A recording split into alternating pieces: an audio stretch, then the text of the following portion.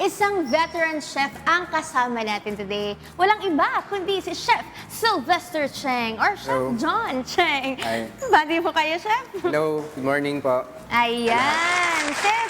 Nako, grabe po itong i-prepare nyo sa amin for today dahil yung mga kasama ko po ay mahilig din po sila sa seafood. Pero ano po bang dish ang i-prepare nyo for today, Chef? So, ang dish natin today is Cajun seafood platter. Okay. So, yeah. Sige po, Chef, ano po ba yung mga ingredients natin for this dish? So, for this dish, kailangan natin ng... Ito, nag-pre-cook na ako kanina Okay po. ng tahong and some corn.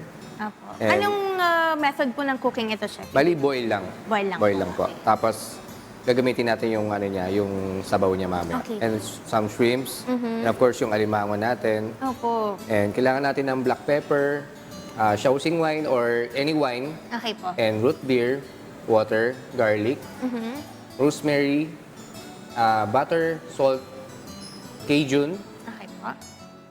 brown sugar, and oyster sauce. And also yung slurry natin na papalaputin natin mamaya yung seafood natin. So una, kailangan pala natin lagay yung butter natin. Sige po. Yan, half cup of butter.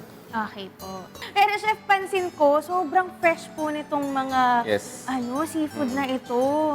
At balita ko po, talagang sa inyo rin po hinango ito Yes. dahil may business po Apa. kayo, Chef, nito, no? So yeah, supplier po ako ng seafood. So mostly ng mga seafood natin is from galing sa Malabon Port. Opo. Yeah. Gano'n na po kayo katagal, Chef, in the So business since po? pandemic. Since pandemic.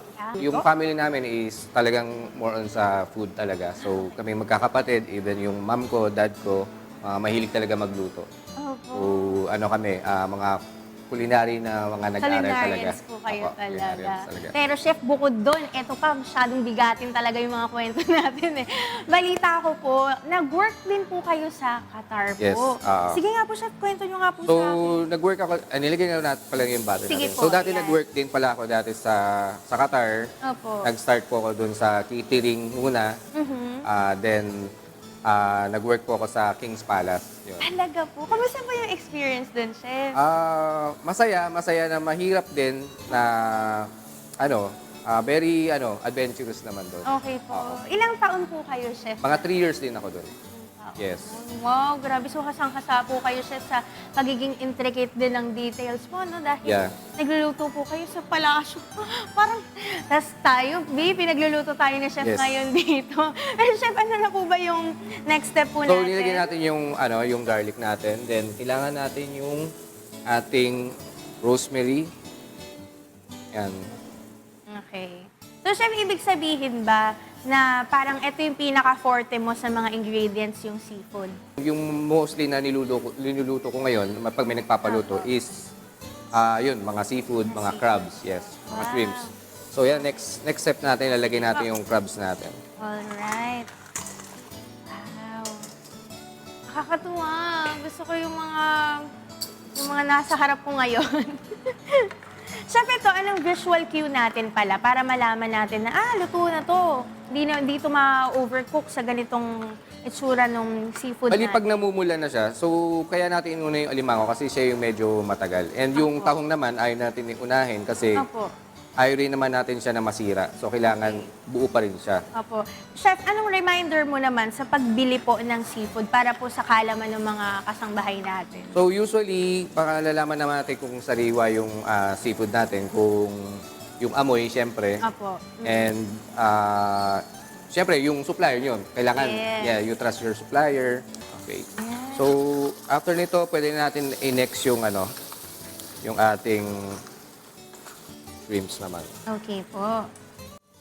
So, Chef, yung nung pandemic lang po nag-start po, ito po ba parang inisip nyo na po na magiging business talaga? Kasi karamihan po ng mga na-interview ko rin po, tapos yung mga ibang businesses din po online, nag-start lang din sila ng pandemic as a hobby, ganun po. Yes. Pero kayo po ba, meron kayong vision talaga na gusto nyo maging business po ito?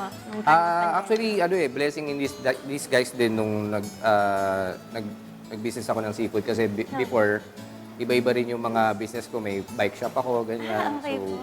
Tapos, nung pagtapos ng pandemic, kasi nung pandemic, uso yung mga bike. Yung mga bike. So, ayun. So, yun ang maging business ko. Then, after noon, nung wala na, nag-try ako ulit na magbenta ng seafood. Nag-start lang ako sa hipon. Okay Tapos po. hanggang sa lumaki na lumaki. Yeah.